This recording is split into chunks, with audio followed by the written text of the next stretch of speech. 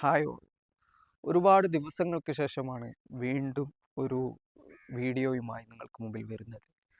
വരാനുള്ള കാരണം നേരത്തെ നമ്മൾ നിരന്തരമായി നമ്മുടെ ചാനലിൽ അപ്ലോഡ് ചെയ്തിരുന്ന പശ്ചിമേഷ്യയിലെ സംഭവവികാസങ്ങളാണ്. പ്രത്യേകിച്ചും അമേരിക്കയും ഇറാനും തമ്മിലുള്ള സംഘർഷങ്ങൾ. ആദ്യം തുടങ്ങിയ ഹമാസും ഇസ്രായേലും തമ്മിലുള്ള സംഘർഷങ്ങൾ, അതിനുശേഷം ഏറ്റവും അവസാനം അമേരിക്കയും ഇറാനും തമ്മിൽ നേരിട്ട് ഏറ്റുമുട്ടുന്ന സംഭവവികാസങ്ങൾ.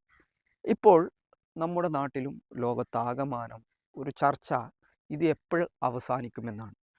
ട്രംപ് ഓരോ ദിവസവും ഓരോ കാര്യങ്ങൾ പറയുന്നു. ഇന്ന് പറയുന്നു ഞാൻ എല്ലാം അവസാനിപ്പിക്കാൻ പോവുകയാണ്, ചർച്ചയൊക്കെ കഴിഞ്ഞു, വെടിനിർത്തലാണ് ഇനി വരാൻ പോകുന്നത്. നാളെ പറയുന്നു ഞാൻ ഇറാനെ തുടച്ചു നീക്കാൻ പോവുകയാണ്. അപ്പോൾ വാക്കിന് സ്ഥിരതയില്ലാത്ത ഒരാളാണ് ലോകത്തിലെ ഏറ്റവും വലിയ സാമ്പത്തിക ശക്തി അല്ലെങ്കിൽ ഏറ്റവും വലിയ സൈനിക ശക്തിയുടെ പ്രസിഡന്റ് എന്നുള്ളത്.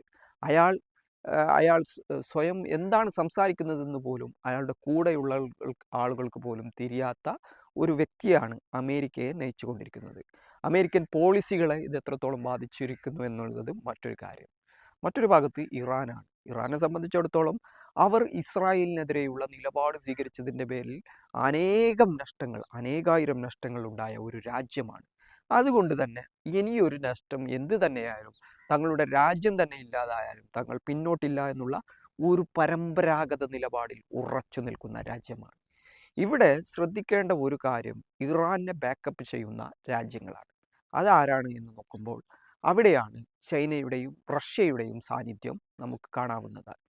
റഷ്യ, ചൈന ഈ രണ്ട് രാജ്യങ്ങൾ ഓയിൽ വിപണിയിലൂടെ ഇറാൻ അവരുടെ ഓയിൽ കച്ചവടം നടത്തുന്നു. ഹോർമുസ് കടലിടുക്ക് നിയന്ത്രിക്കുന്നു. അവിടെ നടക്കുന്ന ഇടപാടുകൾക്ക് ചൈനീസ് കറൻസിയായ യുവാനെ ഉപയോഗിക്കാൻ തീരുമാനിക്കുന്നു. ഇങ്ങനെ പലതരം കാര്യങ്ങൾ നടക്കുന്നുണ്ട്. അപ്പോൾ അതിലൂടെ സ്വാഭാവികമായിട്ടും ഡോളറിൻ്റെ തകർച്ചയും ഉണ്ടായേക്കാം. ഇങ്ങനെയൊക്കെയാണ് കാര്യങ്ങൾ. ഇപ്പോഴും ഹോർമുസിലെ സംഘർഷങ്ങൾ അവസാനിച്ചിട്ടില്ല. ഹോർമുസ് കടലൊടുക്ക് ഉപരോധിക്കുമെന്നുള്ള ഭീഷണിയിലാണ് ഡൊണാൾഡ് ട്രംപ് വന്നത്. പക്ഷേ ഇറാനിയൻ സൈനിക സംവിധാനങ്ങൾക്ക് പുറത്ത് അവിടെയുള്ള കപ്പൽ ഗതാഗതം സുഗമമായി നടക്കുന്നു എന്നുള്ളതും, ചൈന അടക്കമുള്ള രാജ്യങ്ങൾ അവരുടെ കപ്പൽ ഗതാഗതം സുഗമമായി നടത്തുന്നു എന്നുള്ളതും ഒരു യാഥാർത്ഥ്യമാണ്. അങ്ങനെ വരുമ്പോൾ ഈ ഒരു പശ്ചിമേഷ്യൻ സംഘർഷങ്ങൾ മിഡിൽ ഈസ്റ്റിനെ ഒന്നാകെ ബാധിച്ചിരിക്കുന്നത് മറ്റൊരു കാര്യമാണ്. നമ്മുടെ നാടിനെ സംബന്ധിച്ചിടത്തോളം വലിയ രീതിയിലുള്ള സാമ്പത്തിക പ്രതിസന്ധിയാണ് ഇത് ഉണ്ടാക്കിയിരിക്കുന്നത്. പ്രത്യേകിച്ചും ഈ ഗൾഫ് രാഷ്ട്രങ്ങളെ ആശ്രയിച്ച് ജീവിച്ചു പോകുന്ന ഒരു രാജ്യം എന്നുള്ള നിലയ്ക്ക്, ഒരു സംസ്ഥാനം എന്നുള്ള നിലയ്ക്ക് കേരളം ഇതിന് വലിയ വിലകൾ നൽകിക്കൊണ്ടിരിക്കുകയാണ്. നമ്മുടെ വിപണികൾ ശ്രദ്ധിച്ചാൽ നമുക്കതറിയാം. ഹോട്ടൽ അതുപോലെയുള്ള സ്ഥാപനങ്ങൾ ശ്രദ്ധിച്ചാൽ നമുക്കറിയാം. ഗ്യാസുകൾ പോലും കൃത്യമായിട്ട് ലഭിക്കാതെ പെട്രോളിനും ഡീസലിനും ഓരോ ദിവസവും വിലവർധനവ് തുടർന്നുകൊണ്ടേയിരിക്കുന്ന ഒരു സാമൂഹിക സാഹചര്യത്തിലാണ് നമ്മുടെ രാജ്യവും നിലനിൽക്കുന്നത്. അപ്പോൾ അത്രത്തോളം ഗുരുതരമാണ് സാഹചര്യങ്ങൾ. ഇനിയും ഇത് തുടർന്നു കൊണ്ടുപോയാൽ എന്തായിരിക്കും അവസ്ഥ? ഇപ്പോൾ ഓൾറെഡി കഴിഞ്ഞ ഒരാഴ്ചക്കുള്ളിൽ തന്നെ പെട്രോളിനും ഡീസലിനും 10-15ഓളം രൂപയുടെ വർധനവുണ്ടായി. ഇനിയും ഇത് തുടർന്നാൽ, യുദ്ധങ്ങൾ അനന്തമായി നീണ്ടാൽ അത് വലിയ നമ്പറിലേക്ക് എത്തും. പിടിച്ചു നിർത്താൻ കഴിയാത്ത സാഹചര്യമുണ്ടാവും. ഒന്നാമത് രാജ്യത്തെ ജനങ്ങളോടോ സംവിധാനങ്ങളോടോ രാജ്യത്തോടോ പ്രതിബദ്ധതയില്ലാത്ത ഒരു ഭരണകൂടമാണ് രാജ്യത്തെ നയിച്ചു കൊണ്ടിരിക്കുന്നത് എന്നുള്ള സാഹചര്യത്തിൽ അവർ വിദേശ ശക്തികളായ ഇന്ത്യയുടെ പരമ്പരാഗത നിലപാടിൽ നിന്നും വ്യതിചലിച്ചുകൊണ്ട് പൂർണ്ണമായിട്ടും ഇസ്രായേലി അമേരിക്കയ്ക്ക് താല്പര്യങ്ങൾക്കൊപ്പം നിൽക്കുന്ന ഒരു ഭരണകൂടം എന്നുള്ളതിലേക്ക് പ്രശ്നങ്ങൾ അവസാനിപ്പിക്കാൻ മധ്യസ്ഥത വഹിക്കേണ്ട രാജ്യമായിരുന്ന ഇന്ത്യ ഇപ്പോൾ കേവലം പക്ഷം പിടിക്കുന്ന രാജ്യമായി ലോകത്തിന് മുമ്പിൽ മാറിക്കൊണ്ടിരിക്കുകയാണ്. ഇതാണ് നമ്മുടെ രാജ്യത്തിൻ്റെയും സാഹചര്യം എന്നുള്ളത്. മറ്റൊന്ന്, UAE പോലെയുള്ള രാജ്യങ്ങൾ ഇസ്രായേലി സയണിസവുമായി അനുരഞ്ജനപ്പെടുന്നതും ഇറാനെ ആക്രമിക്കാൻ എല്ലാവിധ സംവിധാനങ്ങളും ചെയ്തു കൊടുക്കുന്നതും ഇറാൻ വ്യക്തമാക്കിയിട്ടുള്ള കാര്യമാണ്. UAEയുടെ പേര് തങ്ങൾ പരസ്യമായിട്ട് പറയാത്തതും അവർക്കെതിരെ കടുത്ത തിരിച്ചടി നൽകാത്തതും തങ്ങൾ ഈ ഒരു യുദ്ധത്തിനിടയിൽ വലിയ പ്രശ്നങ്ങളിലേക്ക്, ഭിന്നിപ്പിൻ്റെ വലിയ സാഹചര്യത്തിലേക്ക് കാര്യങ്ങൾ കൊണ്ടുപോകരുത് എന്നുള്ള നിലപാട് കൊണ്ടാണ് എന്ന് അബ്ബാസ് അരാക്ചി എന്ന ഇറാൻ്റെ വിദേശകാര്യമന്ത്രി തന്നെ വ്യക്തമാക്കിയ കാര്യമാണ്. അതായത് 2020 മുതൽ ലോകത്തിൽ അബ്രഹാമിക് കരാർ ഉണ്ടാക്കുകയും ആ കരാറിലൂടെ ഇസ്രായേലിനെ അംഗീകരിക്കുകയും ഇസ്രായേലിനെ മിഡിൽ ഈസ്റ്റിലേക്ക്, അറേബ്യൻ രാജ്യങ്ങളിലേക്ക് കൊണ്ടുവന്ന രാജ്യമാണ് UAE. അങ്ങനെ നോക്കുമ്പോൾ UAE ഇസ്രായേലിന് ചെയ്ത സഹായങ്ങൾ കൊണ്ട് തന്നെയാണ് ഇറാനെതിരായ വലിയ ആക്രമണങ്ങൾ യുദ്ധത്തിൽ നടത്തിയിട്ടുള്ളത്.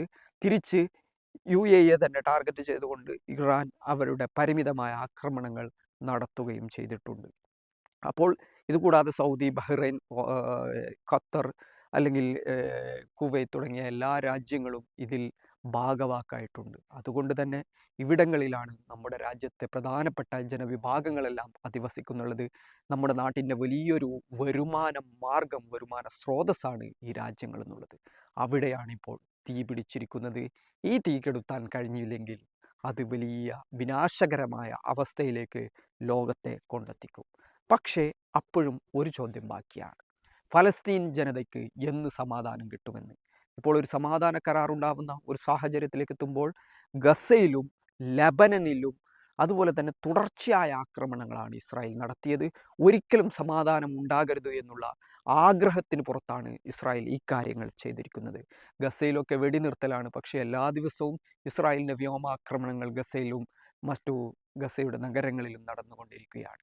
കാരണം ചോദിക്കാനും പറയാനും ആളില്ല, ഇസ്രായേലിനെ നേരിടാൻ ആളില്ല, ഇസ്രായേലിനെ തിരിച്ചടിക്കാൻ ആളില്ല, ഇസ്രായേലിനെ കൈക്ക് പിടിക്കേണ്ട അന്താരാഷ്ട്ര സംവിധാനങ്ങൾ UN അടക്കമുള്ള ഏജൻസികളൊക്കെ നിശബ്ദമാണ്. അഥവാ ഇസ്രായേൽ എന്ത് ചെയ്താലും കുഴപ്പമില്ല എന്നുള്ള ഒരു സാഹചര്യമാണുള്ളത്.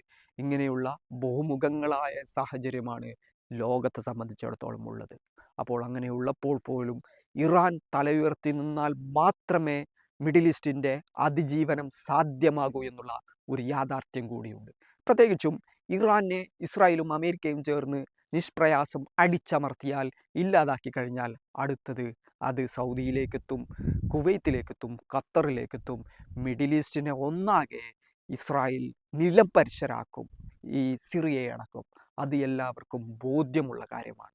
അതുകൊണ്ട് തന്നെ മറ്റു അനേകം പ്രശ്നങ്ങളുള്ളപ്പോൾ പോലും ഇറാൻ ഇപ്പോൾ നിലനിൽക്കേണ്ടത് മിഡിൽ ഈസ്റ്റിൻ്റെ കൂടി ആവശ്യമാണ്. ചൈനയുടെയും റഷ്യയുടെയും ആവശ്യമാണ്. അമേരിക്കൻ സാമ്രാജ്യത്വത്തിനെതിരെയും ഇസ്രായേലിൻ്റെ ഫാസിസ്റ്റ് കിരാതതയ്ക്കെതിരെയും നിലപാടെടുക്കുന്ന എല്ലാ ആളുകളുടെയും ആവശ്യമാണ്. അത് ലോകത്തിൻ്റെ ആവശ്യമാണ്. അങ്ങനെ ഒരു സാഹചര്യത്തിലേക്കാണ് കാര്യങ്ങൾ പോകുന്നത്. അതുകൊണ്ട് തന്നെ ഈ ഒരു യുദ്ധം എളുപ്പത്തിൽ അവസാനിപ്പിക്കാൻ കഴിയുന്ന ഒന്നല്ല. ഇത് രണ്ടാലൊരു വിഭാഗം ഉയർത്തെഴുന്നേൽക്കാൻ പോകുന്ന ഒരു യുദ്ധമായിട്ടാണ് തുടങ്ങിയിരിക്കുന്നത്. ഇത് അവസാനിക്കണമെങ്കിൽ ഏതെങ്കിലും ഒരാൾ വീഴണം, ഏതെങ്കിലും ഒരാൾ ഉയർത്തെഴുന്നേൽക്കണം.